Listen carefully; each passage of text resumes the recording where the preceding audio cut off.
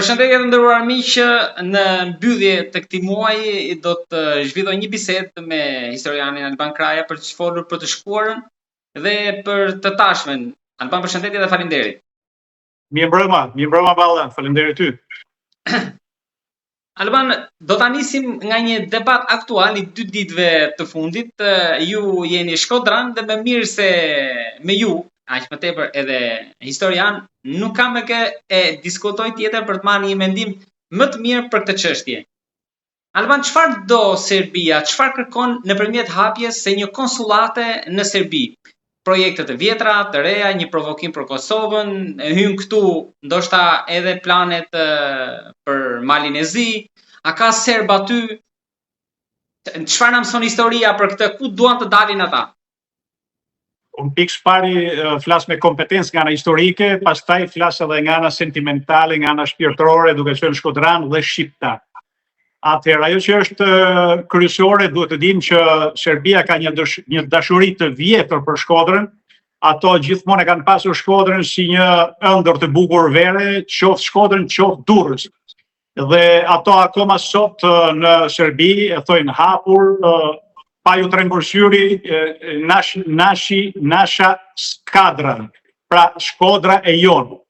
Ato nasha skadra është për to qyteti me fjalë që për to ka qenë ëndra gjithmonë, e kanë sulmuar gjithmonë, kanë kërkuar ta pushtojnë gjithmonë dhe nuk kanë arritur asnjëherë, përveç se një periudhë disa ditore në vitin 1913.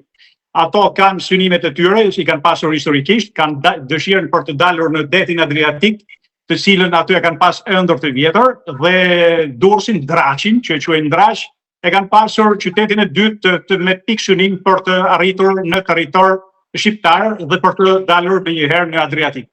Ndërsa përsa i përket momenteve të fundit, ato që dëgjuam përmes shtypit serb, e cila akoma nuk është konfirmuar por as përgënjeshtuar nga Ministria e Jashtme e Jonas gjithmonë. Reagojnë fakt duke thënë që është një tentativë në bisedime, por nuk e mohoi diçka të tillë. Sipas saj, qëllimi i saj është Presheva, pra një konsullate përgjithshme atje, po sipas tyre, fakti që kanë këtë objektiv, kanë bërë ndoshta edhe këtë kompromis.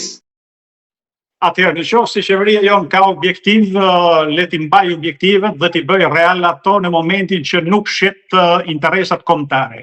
Të vej në paralelizëm, në reciprocitet, luginën e Preshevës me Shkodrën, është një qëllimdashje me të keq, sepse është e para kundër një thik mas shpinët për shqiptarët e Kosovës, pasi nuk kemi pse hymë ne dhe bëjmë reciprocitet me Kosovën lindore.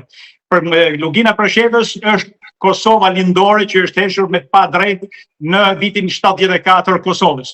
Dhe nuk kemi pse bëjmë reciprocitet me Shkodrën, ku nuk ka asnjë farë minoritetit serb, dhe nuk ka pasur historikisht minoritet serb, ka pasur një minoritet të vogël malazes, por kurse si minoritet serb. Ndaj kjo është një pretekst, mbase ajo që unë mendoj është për të realizuar atë që kanë bërë në të kaluaren dhe grekët në jugën e Shqipërisë, duke hapur ato varret e Kosinës, duke nxjerrë eshtrat e shqiptarëve dhe duke nënqitur për ushtar grek të rënë në territor shqiptar. Po dhe sikur t'ishin ato eshtra ushtarësh grek, ato janë eshtra pushtuesish grek dhe nuk kanë pse trajtohen si heronj. Dhe të vetmit serb që janë në Shqipëri, në Shkodër të rënë, janë ato të pushtimit të vitit 1913, kur unë e kam thënë dhe një herë tjetër, unë kam parasysh atë që më tregonte për te aspektit historik, por atë që më tregonte një si thua dëshmitare sypamse në Shkodër që ka qenë gjyshe ime ndjerë. Ajo më tregonte që kur ishte fëmijë, kishte parë me sytë e saj se si serbët sapo hynë në qytet mas 11 muaj rrethim, kur njerëzit të vuanin urinë, hanin barishtet e Baçes, pra kornin barin dhe zinin barishtet për të ngrënë, për të mbijetu, pasi ishte rrethuar për 11 muajve Shkodra, dhe kur hyn ato morën para çdo gjë që gjetën, duke vrarë dhe prerë njerëzit e pafajshëm dhe rrugëve. Dhe ushtarët serb në atë kohë kanë arritur që me bajonetat e tyre të shpojnë barkun grave shtatzëna, të presin gishtat e grave për t'ju marrë unazat, të qerrin veshët e tyre për të hequr vëthët nga koka e grave. Pra, do të thotë që kanë bërë barbarizmat pa parë dhe në atë kohë ka pasur ushtar serb që janë vrarë në Shkodër dhe me siguri ka mundësimi që t'jenë misioni i kësaj konsulate krijimi i një varreze tashmë për ushtarët serb, se kanë mbetur vetëm ato për të bërë në territor shqiptar, për të avancuar më vonë ashtu siç do bëjnë dhe grekët së shpejti, pretendime territoriale, pasi ato kanë idenë gjithmonë serbët, ku është varri i fundit grek, ku është kisha e fundit greke, aty është Serbi. Pra aty kanë doktrinë nacionaliste ato dhe kjo është me shumë gjas qëllimi tyre që Shkodrën ta bëjnë në reciprocitet me Bujanovsin, me Dexhen dhe Preshevën. Atë reciprocitet duhet ta kenë qeveria Kosovës e cila është sovrane, e cila është e lirë, në qoftë se ato dojnë në territor shqiptar, ta bëjnë në territor shqiptar që është në Mitrovic të Veriut konsullatën, dhe Kosova pastaj të zgjellë, qeveria e Kosovës në reciprocitet ta bëjë o në Lugin të Preshevës, ose do ishte më mirë në aty ku i shporën shqiptarët në vitin 1878, që ishte zona e Nishit, apo që është zona e Mollës së Kuqe, që është edhe pak më tej. Ne e dim nga historia që janë vetëm në periudhën së lidhjes së Prizrenit, nga zonat e Nishit janë marrë para me forcë 1738 fshatra janë zbrazur nga shqiptarët, pra le të qojmë një konsullat të shqiptarëve të Kosovës në Nish. Pastaj ato le ta bëjnë po deshin Mitrovicin e Veriut ku kanë një minoritet të tyre. Po kurse si në Shkodër, kjo është një qendrim që unë kam pasur të prerë sot për hir të historisë, që Shkodra ka qenë gjithmonë zemër e shqiptarisë që në kohën e lirisë dim që ka qenë kryeqendër, kryeqytet i mbretërisë ilire, por Shkodra dhe në shekuj ka qenë gjithmonë kryeqendër e rezistencës kundër gjithë hordhive serbo-malazeze që kanë pasur përsërisht prapë ëndër Shkodrën dhe Durrësin për të dalur në detin Adriatik. Dhe në një krah ne kemi një qeveri e cila fatkeqësisht po shet copa dhëun ton, por të them e bindet plot. Koha që të vijë në krye të dhëut ton të një qeverie atdhetarësh është shumë e shkurtër. Shumë shpejt atdhetarët do i dalin për zot atdheu dhe gjitha këto marrëveshje të poshtra anti-shqiptare do shbëhen.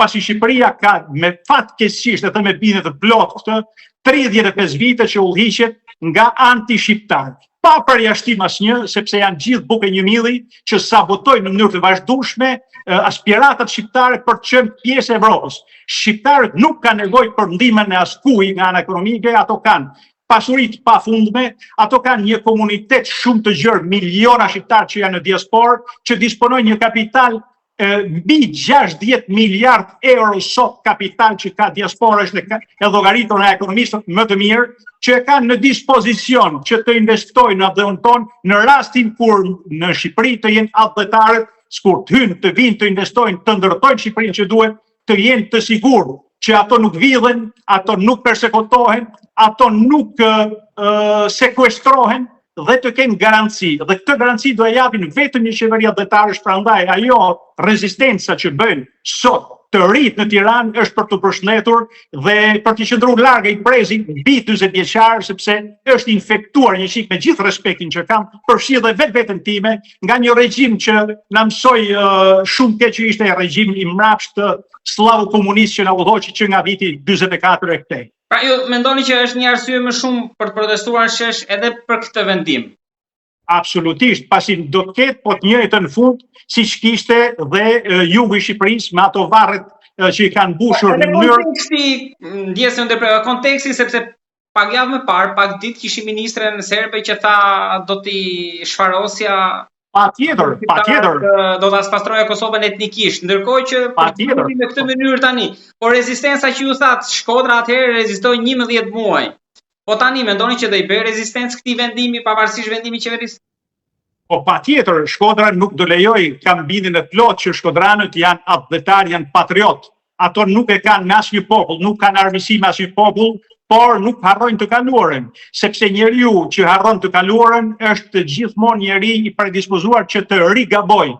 Ne kemi shembullin shumë negativ të jugut të Shqipërisë, ku grekët kanë bërë atë bakërdi, kur kanë mbushur me varre ushtarësh armiq, kur të tundin në mes të ditës flamurin e Borjo e Pirit, kur në mes të ditës ato ngrejnë flamurin grek sikjoteket dhe kurtjoteket, kur i kanë bërë bust një njeriu që bëri dhe atë operacion fshesa në Greqinë atëhershme në vitet 90 që ishte Mitsotakis. Pra kjo eksperiencë ka treguar që reciprociteti i konsullatave nuk funksionon. Ne kemi konsullata shqiptare në Janin, kemi konsullat në Selanik, ke dëgjuar ndonjëherë që ato bëjnë ndonjë kërkesë, avancojnë një kërkesë reciproke, që me që ne bëjmë ushtarëve grek, ti bëjmë dhe këtyre viktimave të gjenocidit qam, ti bëjmë sa qamve varrezët atje në kufi me Shqipërinë, në tokën greke, aty ku u vran pa drejtësisht, pse nuk e kërkojmë një gjë të tillë? Pra nuk është e mundur që ne të bëjmë reciprocitet as me Serbinë, sepse në qoftë se do të çojmë një konsullat në Bujanovc, ne do ju prishim punë atyre, se do të çojmë një filo serb, sepse ne kur i çojmë dhe Greqi çojmë filo grek, sepse pa miratimin e politikës greke nuk shkon askush në Selanik. Ndaj do bëjnë të njëjtën gjë dhe në Bujanovc, do ju prishin punë shqiptarëve Kosovës lindore, do ju prishin punë, ndërsa ato do bënin gjithmonë ato planet e tyre nacionaliste në Shkodër. Pra është e papranueshme që ato sjellin nacionalista tek ne dhe ne qemë gjithmonë të shiturit tek ato. Ndaj i themi stop, të ndalen, presidenti duhet të dalë me fytyrë, me zë dhe figurë, pasi është president i popullit.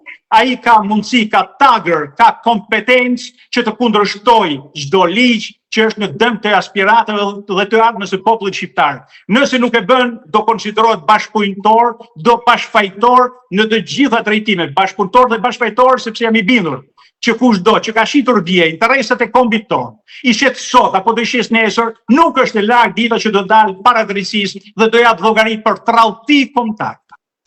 A mund të jetë kjo, mund ta shohim një këndvështrim tjetër, edhe një përplasje, një betejë që zhvillohet në trojet tona si në rastin e bullgarëve dhe maqedonasve për pustecin dhe më pas edhe në një pjesë në Kukës që kishin debatin mes tyre në qoftë se janë maqedonas apo bullgar, ndërkohë që këtu mund të jetë ajo përplasje me malazezët?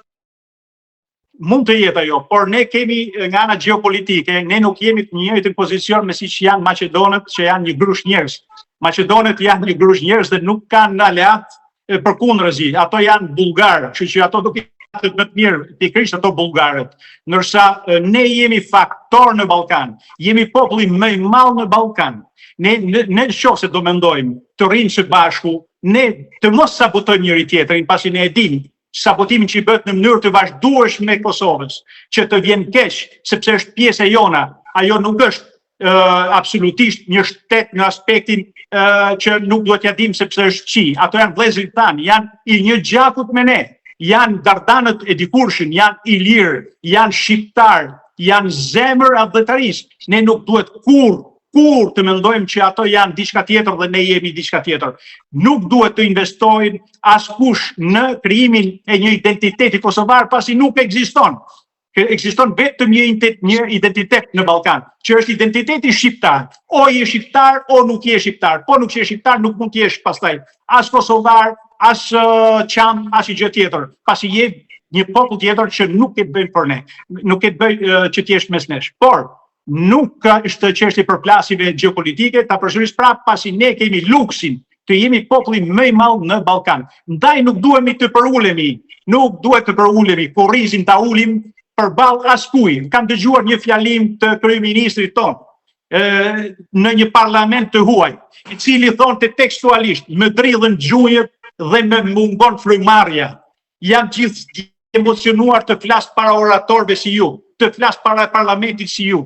Pra të thoj një kryeministër që përfaqëson një kom, që është kombi themelues i kontinentit tonë, që mban vetvete gjuhën më të vjetër të kontinentit tonë.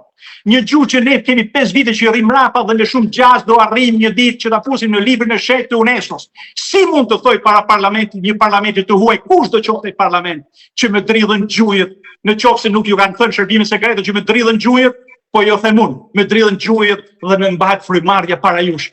Pse kjo përulje, pse kjo inferioritet? Një kryeministër nuk është i drejtë ta bëjë një gjë të tillë.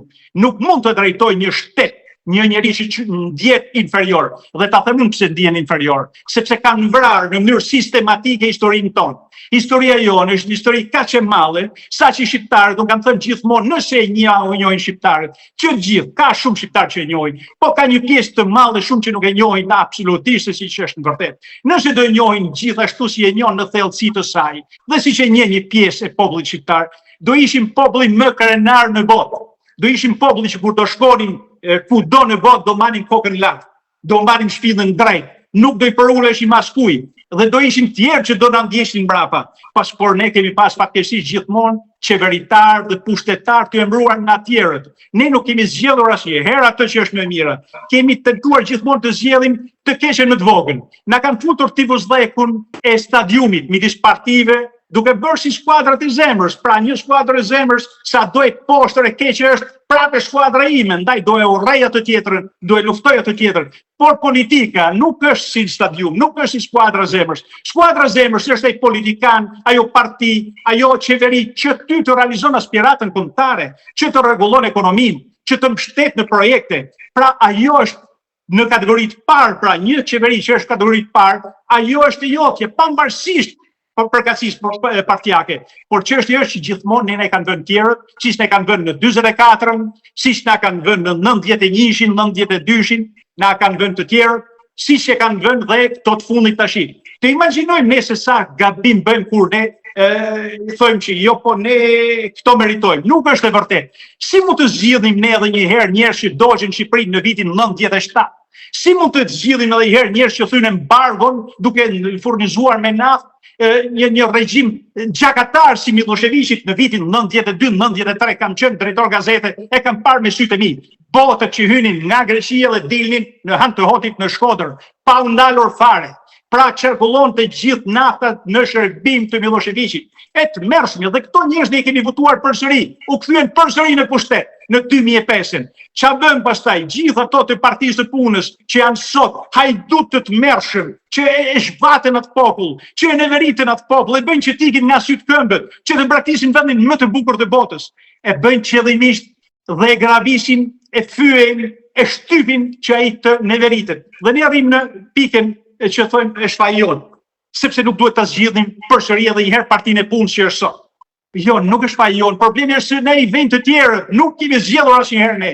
Nuk kemi pasur asnjëherë një alternativë. Ato kanë bërë një lojë makabër, siç e bëjnë dhe sot. E pe kohën e fundit kur tha, shiko atë ishullin, kryetari i opozitës e të mërshme, atë ishullin është ishull që s'ka ujë, nuk i duhet as kuja si gjë, tha ai ishull. Ja kam ofruar Berlusconi, tha se donte fare, le ta marrin tha kush do. Pra imagjino unisonin që janë ato. Imagjino se si janë mill e një buke. Buke një milli. Pra imagjino se janë faqe të njëjtës medalje.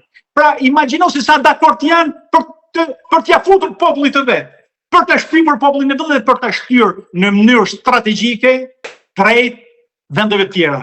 Kjo është një fushat që ka filluar praktikisjes së shqiptarëve të shtyrjave forcë shqiptare që në 90-ën e mrapa. Kjo është strategjia për të boshatisur Shqipërinë dhe për të zëvendësuar etnikisht.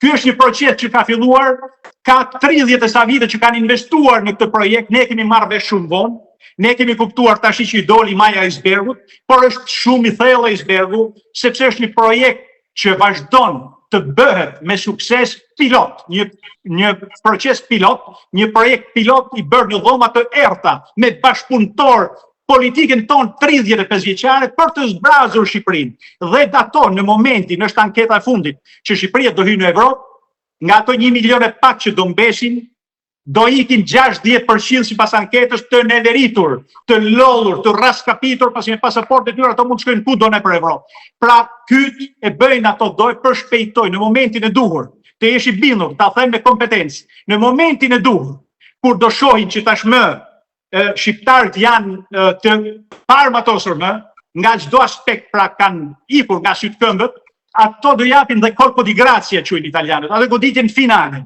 që do jetë hyrja në Evropë me njëhershme për të zbrazur ato 60% dhe për të ripopulluar Shqipërinë. Parashikoj që Shqipëria do bëhet një vend rreth 10 milion banor me atë gjithë ekipar ato Albanians 5. Shqipëria me ato ndërtime parashikoj që të arrijë rreth 10 milion banor, ne kemi një territor pak a shumë sa Belgjika, 30.000 e kanë ato, 28.700 ne. Ne kemi shumë pak banor, ato kanë 12 milion banor. Parashikoj Shqipëria që të arrijë pak a shumë popullsinë e Belgjikës dhe të gjithë do jetë të ardhur. Do jetë të ardhur sepse është planifikuar një mënyrë tillë, projekti i Shqipërisë është projekti i Shqipërisë pa shqiptar. Me një referendum ato mund t'ia vëjnë emrin si të duan, pastaj Shqipërisë mund t'ia ndryshojnë dhe emrin me referendum dhe mund të bëjë çdo gjë që duan. Pra është një perspektivë e kohshme e Shqipërisë në qoftë se adhëtarët nuk e marrin në dorë shumë shpejt, pasi dëmet janë të pa llogaritshme. Dhe kjo çështja konsullatës që e përmendën në fillim është pra vazhdimësi e gjitha këtyre gjërave. Nuk ka përgjigjëstruar Ministria e Jashtme, fakti që s'ka përgjigjëstruar do t'rregoj që është një projekt dhe ka marrë fund, sepse gjërat do dalin gradualisht një mas një. Ta përsëris, janë shumë thellë gjërat dhe do të jetë shumë të llimshme për popullin tonë. Pasi po të shesësh tokën e babës, për ta blerë edhe një herë tokën e babës, ai do të kërkojë 10 fishin, 100 fishin, 1000 fishin, që ti mbasi nuk do jesh kur në i Zot për ta riblerë edhe një herë. Alban, unë të falenderoj shumë për këto çështje që trajtuam, edhe në fakt çështja kryesore për cilën ju kontaktova për të folur ishte ajo që ju theksuat pak më lart, që ne duhet të jemi krenar për historinë tonë, për rrethet tona, si për vendbanime që u zbulua, si për gjuhën shqipe, tani edhe për kolonën zanore të filmit që po bën xhiron e botës, edhe në Shqipëri këto javët e fundit, tani ne u kujtuam edhe për mjeshtrin e Fyllit, që ka mbetur te markata e peshkut atje, erdhën të huajt, prap ata e zbuluan, por ju ç'mund na thoni më shumë, keni folur shumë, sidomos edhe në vitet e fundit, për rrënjët tona, për historinë tonë, për trashëgiminë, edhe për thesaret e pazbuluara. Por për gjithë ata që na dëgjojnë për herë të parë, edhe për të pasur një ide më të përgjithshme, edhe detaje që deri tani mund t'i lidhim me këtë histori. Pse ai zgjodhi, unë po bëj një pyetje që mund të cilësohet dhe naive, por si fillim, pse zgjodhi pikërisht Shqipërinë dhe jo Greqinë? Mos ndoshta këtu është e vërteta edhe për Trojën, historia, Fylli që është instrumenti i dytë pas zërit njerëzor për lashtësi, prap na sjellën në Shqipëri, pra të gjitha këtu. Shiko, Nolan është një regjisor që është shumë njohës i mirë i historisë. Nolan i është dhënë përpara vetëm një datë. Odiseja trajton një periudhë, si thush tregon për një periudhë të kohës së bronzit, shekullit 13-12 para Krishtit. Ndërsa Helenët i kanë ardhur në Gadishullin Lirik shekull 8-7 para Krishtit. Pra midis Homerit që shkruan në shekullin e 7, pastaj 8 që shkruan Homeri veprën, dhe ngjarjeve që i referohet ndajnë 400 vite. Dhe aspekti kur kanë ardhur Helenët për herë të parë në Gadishullin Lirik, janë 4 deri në 5 shekuj që ndajnë me herojt tanë të Iliadës dhe të Odises. Pra Nolan kishte parasysh këtë, që nuk mund dhe nuk duhej ta bënte Helen dikë që nuk ka lidhje fare me Helenët. Dhe këtë ai e ka bërë mjeshtrisht në një moment të filmit, kur ushtarët e Odises gjindeshin përballë një fshatari, një vendalije, dhe ai vendalia i flet në greqisht. Pra i flet në greqisht, është vetmi moment që flet greqisht në film një personazh. Dhe i flet në greqisht, dhe ushtarët e Odiseja sillen nga Odiseja dhe i thonë që nuk e kuptuam se ç'a tha. Pra kjo të tregon më së miri atë, si thua, drejtimin e vërtet historik që do të bënte Nolan për të treguar që në aspektin historik nuk ka, sepse ai nuk don që mas 10 viteve, 50 viteve, emri i tij të lakohet si një mashtrues i historisë. Sepse ai din shumë mirë që grekët kanë ndërtuar një histori, sidomos grekët e sotëm, të bazuar krejtësisht në transformime të historisë. Historia mund të zbulosh, nuk është shkencë eksakte. Ajo përparon në bazë të zbulimeve, në bazë të dhënave arkeologjike të reja, në bazë të dorëshkrimeve që mund gjillen në gur apo në shkëmb apo kudo tjetër, pra evolon, nuk është një shkencë fikse. Por ai nuk mund, kurse si duke e ditur që ka një ndek 4-5 shekuj mes njëri tjetrit, nuk mund të që ta bënte grek Odisej. Pra kjo është e para grusht në fytyrë që i ka rënë grekëve. Ato e din shumë mirë, mundohen ta fshehin këtë detaj, mundohen ta fshehin dhe e çojnë me atë idenë gjithmonë që Odiseja është i hyni etj. Ai nuk ishte grek, kurse si Helen, kurse si grek, ai ishte Odiseja Pellaz, siç ishin gjithë të tjerët në momentin e përplasjes dhe në luftën e Trojës, ishin Dardan, Pellaz, Ilir, ato pastaj që u ndan sipas gjitha gjasave, sipas Iliada vet, ne duhet të hyjmë pak në kontekstin historik. Në shekullin e 13-12, Ilirin, gjithë gatishulli ilirik e udhëheshte një mbret që kishte emrin Ylli. Mbreti Ylli mbahet si mbreti më potent që ka njohur ndonjëherë mbretëria, si thuaç, ilire e gjithë Ballkanit, të sotëm që u quante gatishulli ilirik. Dhe Ylli kishte një fuqi të tillë që mbahej edhe nga historianët e mëvonshëm, mbahej si mbreti i mbretërve, që ka qenë më i fuqishëm në mënyrë absolute. Vetëm rreth 40 vite, pas 30-40 vite, mas vdekjes së mbretit Ylli, supozohet që është bërë lufta Trojës, pasi nuk është histori, është mund të jetë dhe thjesht si thua e krijuar, por mes legjendës, mes historisë dhe mes si thua atyre miteve, ne e kemi të ndërtuar nga Homeri vet që në shekullin e 12 ndodhi kjo përplasje e madhe titanike e herojve homerik për arrin e Trojës. Dhe vetë titulli i veprës që quhet Iliada na tregon direkt gjurmën e parë ilire brenda saj. Pasi e përsëris, para se të shkruaj, para se të ndodhte lufta Trojës, mbretëronte Ylli ishte mbreti pa kufishit. Dhe mbas vdekjes së tij, Ylli nuk la një trashëgimtar fiks, por ishin disa trashëgimtar të cilët hynë në konflikt njëri me tjetrin. Dhe ato u përplasen për të mbarur, si thua, atë udhëheqjen edhe një herë të popujve ilirik që ishin në gatishulli ilirik të asaj kohe. Dhe në atë kohë, kjo përplasje e madhe ka gjasa që u bë me fjalë për kontroll midis dhe u nda në tre mbretëri. Tre mbretëri që lindën ishin ajo Maqedone, Ilire dhe Epirote. Dhe vetë emri që Homeri ja vën në gegnisht Iliadës dhe thot Ili, që është Ylli, Ili pra Ylli, mbreti Ylli, pra mbretëria e tij u shkërmosh sepse e kishte një mbretëri unike. Pra çështja ishte e luftës së Trojës që u ndan këto tre mbretëri pellazike që ishin të tre Ilirët, Epirotët dhe Maqedonët, që ishin si thua të njëjtës familje që flisin të njëjtën gjuhë dhe shkruanin të njëjtën gjuhë me këto gërma që janë gërmat pellazike.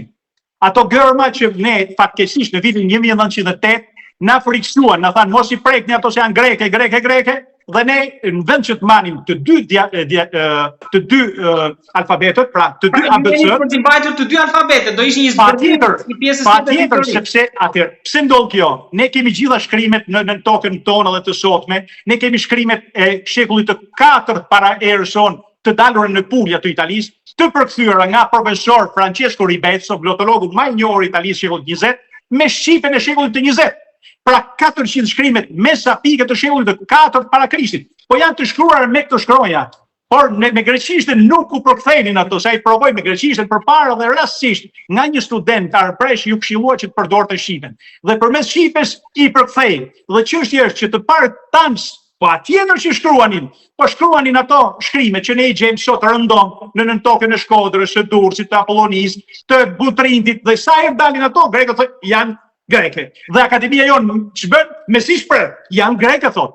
Pra, kjo është gabimi më i madh, sepse ne duhet të mendojmë që me greqishten nuk përkthehen ato shkrime. Dhe ka sot që janë mbi 1000 fjalë në greqishten e lashtë, sot janë mbi 1000 fjalë në greqishten e lashtë që nuk kanë kuptim në mënyrë absolute, nuk arrin të përkthejnë. Dhe ato 1000 fjalë kanë përqasjen vetëm me gjuhën shqipe gege, me dialektin geg.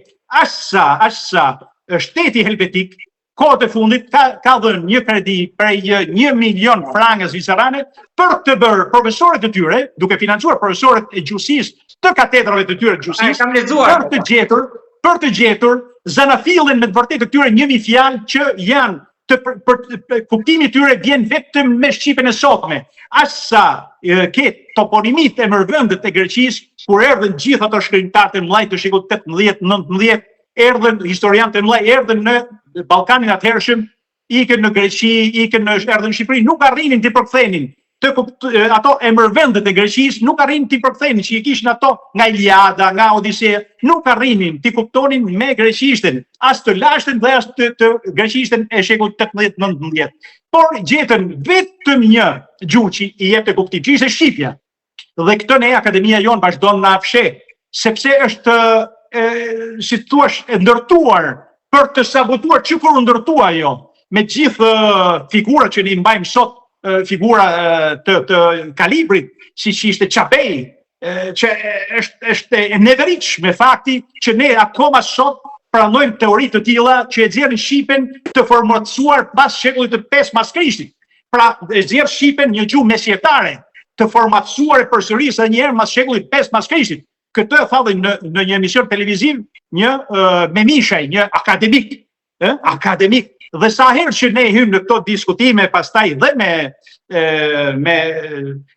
akademik perëndimor, të cilët po na mbështesin, kam miq në Francë, në Gjermani, në Angli që po na mbështesin, udhtoj shpesh, shkojmë, takojmë, çojmë ato fjalët tona një rrokshe. Fjalët tona një rrokshe jemi vetë një gjuhë, sidomos dialekti geg, që ka mbi 3000 fjalë një rrokshe, gjitha emrat e trupit që nga kry, punë, gojë, sy, vesh, dorë, gisht, gjitha janë një rrokshe, se këto janë fjalët e para që ti mëson kur lind. Pra kur lind si njeri dhe kur lind si popull. Pra fjalët një rrokshe janë në bazë të gjuhësisë, ndërsa fjalët sa më të artikuluara që janë, aq më zhvilluar është gjuha, aq më re është gjuha, sepse gjuha përbër nga shumë rrokje, ato tregojnë evolim, tregojnë modernizim të asaj gjuhe, por ama gjuha pas mbet ajo një rrokshe. Dhe kur shkoj, më nxjerrin para syve shumë herë, më thojnë, po si është e mundur që akademia ju bën kështu. Po janë ato pra se u ndërtua akademia atëherë nga serbët dhe nga rusët për të sabotuar projektin e Shqipes, pasi të kujtojmë që zhdukja e dialektit geg nga kongresi në vitin 1972, heqja pas kajores është një dëm tragjik për gjuhën shqipe, pasi u sabotua qëllimisht për të treguar që shqipe ishte një gjuhë e re, e ndërtuar në mas shekullit të 5 e përsërisë mbas Krishtit. Ka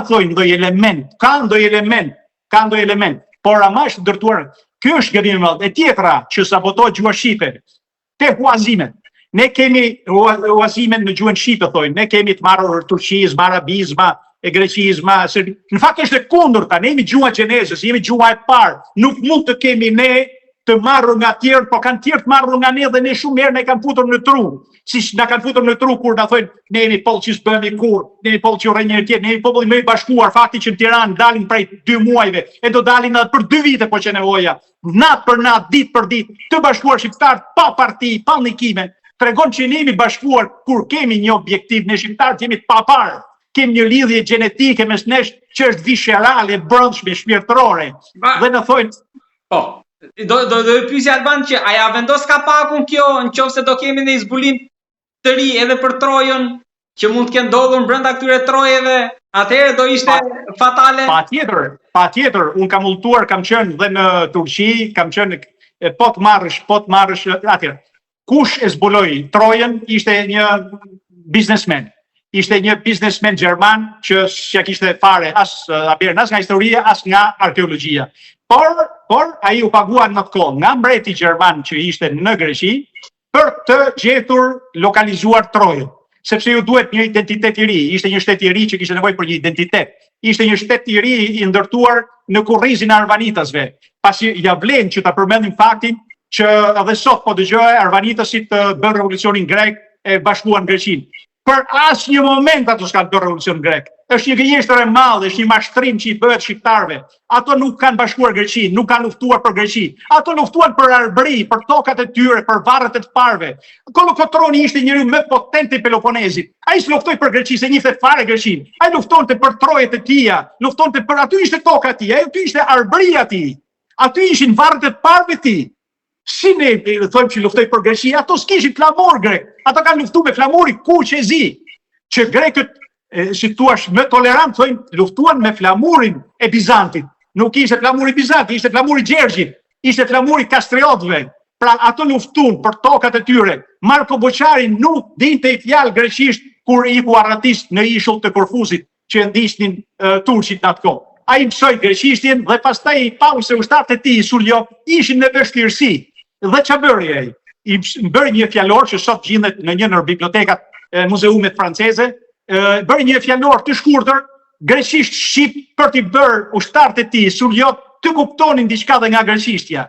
Pra janë gjitha gjërat e montuara mrapa, siç është çështja e bubullimës, siç është çështja e gjithë figurave arvanitase që s'kan bërë kur revolucion grek, po bën një revolucion për tokën e tyre, për arbrinë e tyre. Dhe atje ishte arbrinë atko, jo vetëm ne ku jemi ne sot, sepse ato ndajnë idenë që andaj si ishte arbri, këtu është arbri.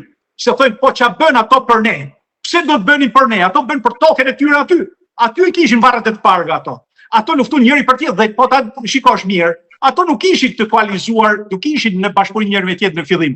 Ato luftuan gjithë secili për atë qytetin e vet, atë fshatin e vet, atë krahinën e vet që kontrollonin. Marko Poçari ishte një solitar, ai luftonte vetëm për zonën e Sulit, nuk i interesonte pjesa tjetër fare. Ai në ëndrrën e tij do të bënte Republikën e Sulit. Tash puste nga ndikimi otoman, ato urrejnin shtypjen otomane, ajo po, ishin liridashës. Asa kur bë shteti pastaj grek, i zorën përpara këtë flamur bubullimës, kolokotorën gjithë, i burgosën e gjithë, sepse nuk pranuan të bënin betim me një flamur që nuk e dinin, me një flamur që ato s'kishin luftuar kur për atë flamur. Pra kjo është trilimi me historinë që kemi pasur gjithmonë dhe ne vazhdojmë sot, sponsorizohet në Shqipëri për të thënë bën revolucionin grek. Nuk bën revolucion grek ato, duhet ta heqim nga mendja. Ato bën revolucionin e arbror për tokat e parëve. Dhe është një fakt që formacioni i parë në 1821 në Greqinë e sotme u quajt Nea Albania, Shqipëria e re, kështu u quajt, si dojnë ta thojnë të tjerët, dhe nuk kishte asnjë qëllim që të bëhej Greqi sepse nuk e njeh atë koncept. Ai e thot vet Dimos është një nga shkrimtarët historian më të njohur që ka Greqia, e thot Dimos. Po mos ishte thot për Goethen, për shkrimtarët më të mëdhenj që ishin atë kohë, që erdhen nga Franca, nga Gjermania gjithë dhe na thanë, shiko, ju jeni pasardhësit e Platonit, ato pyetshin dhe Goethen e këto Platonit, kush nuk e dinin fare. Pra kishin humbur çdo orientim, çdo lidhje me atë kohë që ishte, sepse nuk kishte më element helen.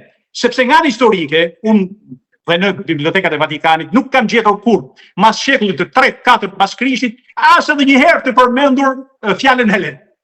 Pra ato në histori kanë mbaruar në shekullin e 3-4 pas Krishtit, janë zhdukur, janë asimiluar përfundimisht. Në Greqi kishte ca Romej që ishin pra ato që quhen vetë Romej nga aspekti religios, pra nga përkatësia fetare, dhe ishin arvanitasit. Të vetmit origjinal që ishin aty, që ishin autokton, ishin arvanitasit. Dhe këto pastaj, kur u bërë pastaj e gjitha ajo që ndodhi, që u bashkua Greqia pasi këto i thanë ju jeni pasardhësit e Platonit tyre dhe këto u dashuruan pastaj me këtë projekt që ato sollen me Goethe me gjithë tjerë sa ishin në Evropë, sepse ishin këto romanticierë të mëdhenj që kishin atë idenë e qytetërimit helen, por e kishin në fantazinë e tyre. As sa mbreti Otto, dhe këtë e thot Veremis, një tjetër historian i shquar grek, pra nuk e thot Alban, e thot Veremis, kur doli mbreti Otto thet në rrugët e Athinës, dëgjoi duke folë një gjuhë që ai nuk e dinte, sepse dinte vetëm gjuhën greke të re, si thosh atë gjuhën romej që u flitte në shekullin 19. Dhe i dëgjoi tha, "Ua, sa bukur tha u flit kjo greqishtja lashtë tha." Edhe u dashurua duke i dëgjuar tha. I thanë mbret, lartësia juaj, ajo është arvanicë, është shqip, nuk është greqisht e lashtë. Aty pastaj mbeti dhe e xorën pastaj me ligj që të nxjerrin jashtë përdorimit gjuhën shqipe, i persekutonin, i shtypnin, i godisnin, sa herë ato flisnin bile në shkolla janë dëshmit e njerëzve që arvanitas, që më shkruajnë në mënyrë të vazhdueshme, i rranin me thupra në duar sa herë që flisnin për çdo fjalë që flisin në arvaniqe në shqip. Por sot ato po e kuptojnë, arvanitasi dhe ju është bërë një mohim, dojnë t'i nxjerrin që janë minoritar të ardhur. Pra dojnë t'i bëjnë njësoj si minoritarët, ato grusht minoritar që kemi ne në vendin tonë. Pra ato nuk janë minoritar, ato janë autokton në Greqinë e sotme, ato kanë të drejta të një populli fillestar të atij shtep të ri që u bën në vitin 1821 mbrapa, pra nuk ka pse ndihen të përsekutuar. Pasi sot, akoma në Greqi, në qoftë se një proklamohet arvanitas, e shohin me sy të keq. Në qoftë se ai tenton të flasë gjuhën arvanitase, mund të ketë mundësi që mos bëj karrierë as politike, as të bëj një karrierë ekonomike si duhet, qoftë se është një biznesmen i madh. Pra ka një përsekutim të vazhdueshëm. Dhe ajo që është sot më të mërshme në Greqi, ndryshimi i mjemrave, ato vazhdojnë prapë dhe këtë ma kanë dhënë këtë lajm, ma kanë dhënë arvanitasit vetë. Janë të përkupuar sepse po ju ndodh. Dhe njëjta gjë që ju ka ndodhur atyre 10 vite më parë, po i ndodhe emigrantët të sotëm. Ju ndryshojnë mjemrin në momentin që i bëjnë në shtetësi. Dhe një pjesë thonë që jo, por nuk ka fjalori i grek, nuk e ka të sën. Por sipas tyre me fjalë duhet shkruar si lexohet. Nuk mund të shkruhet në pasaport emri jot, nëse shkon në një shtet tjetër dhe merr në shtetësi, ashtu si e lexon ai. Se nëse është ashtu atëherë një që quhet e zëjmë Michael Jackson, ne po erdhi e zëjmë një njeri tillë në Tiranë për të jetuar, bëhet shteta shqiptar, ne duhet ja bëjmë Michael me K, Jackson, pastaj t'ja vej me Jackson, me X, H, etj. Pra ti bastardojmë emrin dhe mjemrin. Është e pamundur, është e palogjikshme që një pretekst ajo. Po shteti jon ç'a bën? Nuk flet. Shteti jon e mbyll gojën, sepse ky është problemi më i madh, kur shkoi kryeministri dhe të përoroi statujen e atij që ka bërë operacion fshesa, që janë me dhjetra, me qindra nëna që nuk din ku kanë kalamajt e tyre që në atë kohë. Janë mbi 800 të zhdukur shqiptar në territor grek që nuk dihet se ku janë. Pra imagjino ti, ai pra ajo shuplak ndaj popullit, shuplak ndaj kujdo që don vendin e tij. Por ta përsëris prapë, jam i bindur që dashnorët e vërtet, avdhetarët do vinë shumë shpejt. Një preziri i shkolluar në Perëndim, me gjithë ato që sot po demonstrojnë gjithë, do jenë flamurtar të një Shqipërie. Unë nuk do i thoja Shqipëri të re, se me vret veshin, sepse ishte dikush tjetër që do bëjnë të re përpara, po një Shqipëri të lirë. Një Shqipëri të lirë, ku të gjithë të kenë të drejta. Dhe përsëris, ka një kapital 60 miliard euro shqiptarë të diasporës nëpër banka kudo në botë, që janë një pjesë e konsiderueshme e tyre, të gatshëm të vinë, të investojnë, të ndërtojnë Shqipërinë, ashtu siç duhet. Por jo të shitet territori shqiptar, pasi po shitet territori shqiptar, do na fusin në konflikt qindra vjeçar dhe do ishte diçka që do çonte popullin shqiptar drejt një katastrofë. Alban, po e mbyllim më mirë se me çdo gjë tjetër me këto fjalë shprese edhe mesazhe mjaft inkurajuese nga ana juaj, edhe unë shpresoj gjithashtu që ky fillim të jetë një fillim i mbarit bashkëpunimit ton për të folur për rrënjët tona, sepse nuk do mjaftonin orët dhe ditët për të vërtetat, dhe shpresoj që në të ardhmen ne të bisedojmë sërish. Jam shumë mirënjohës për gjithë bisedën edhe gjithë të rrëfim të jashtëzakonshëm tuaj për historinë tonë. Kënaqësia ime, kënaqësi e veçantë, unë si gjithmonë ju bëj thirrje shikuesve tuaj të shumë që e kam parë që i ke të shumë, të hyjnë, të regjistrohen në kanalet tona YouTube, kam kanalin tim YouTube, është gratis, është pa pagesë asgjë, në Facebook, në Instagram, sepse sa më shumë janë që na ndjekin, aq më shumë na nxisin, sepse tregon që ne po bëjmë mirë, po bëjmë diçka që duhet. Dhe apeli i fundit ajo që gjithmonë në çdo rast unë e bëj, ju lutem gjithëve, mos e shitni kur shtëpinë e babës dhe tokën e babës, sepse të tjerët do e marrin dhe nuk do kesh kur më lidhje me vendin tat. Pasi po shitet shtëpinë e babës dhe po shitet tokën e babës, kishit dhe varret e të parëve. Dhe lidhja me Abdheun do jetë asgjë pastaj. Do përfitojnë të tjerët. Mbajeni fort. Po e mbyllim me këtë për gjithë ata që duan të zbulojnë rrënjët tona, të shkojnë në kanalin tuaj të YouTube-it Alban Kraja. Faleminderit shumë zoti Kraja. Të jam mirënjohës shumë. Faleminderit juve. Gjithë të mirë.